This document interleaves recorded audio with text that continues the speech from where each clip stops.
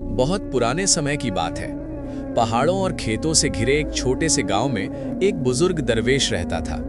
उसकी लंबी सफेद दाढ़ी थी, चेहरा नूर से भरा हुआ था और आंखों में अजीब सा सुकून था। लोग उसे अल्लाह वाला फकीर कहते थे।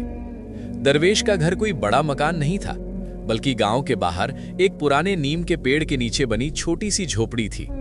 अंदर सिर्फ एक पुरानी चटाई, एक मिट्टी का घड़ा और एक छोटा सा कुरान शरीफ रखा रहता था। लेकिन उसके दिल में अल्लाह का ऐसा प्यार था कि जो भी उसके पास बैठता उसे दिल का सुकून मिल जाता। हर सुबह फज्र की नमाज के बाद वो हाथ उठाकर पूरे गांव के लिए दुआ करता और धीरे से कहता, या अल्लाह, इस गांव के हर इंसान को खुश रख, किसी के घर में भूख ना आए। गांव के गरीब लोग अक्सर उसके पास आते। अगर किसी के पास खाने को कुछ नहीं होता तो दरवेश अपने हिस्से की रोटी भी उसे दे देता।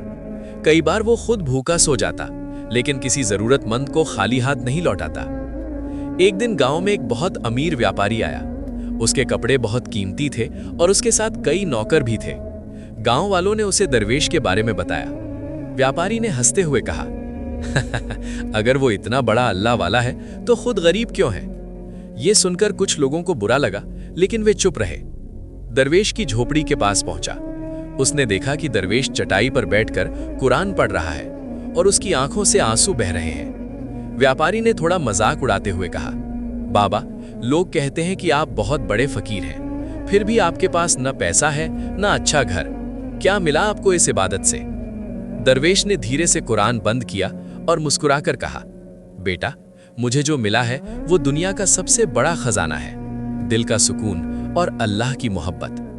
व्यापारी ने सिर हिलाया और चला गया।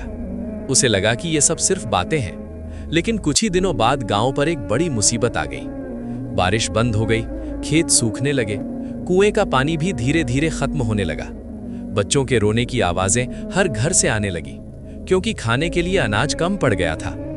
एक दिन कुछ औरतें अपने छोटे छोटे बच्चों को लेकर दरवेश के पास आईं। उनकी आंखों में आंसू थे। एक माँ रोते हुए बोली, बाबा, मेरा बच्चा 2 दिन से भूखा है, अब क्या होगा? ये सुनकर दरवेश का दिल कांप उठा।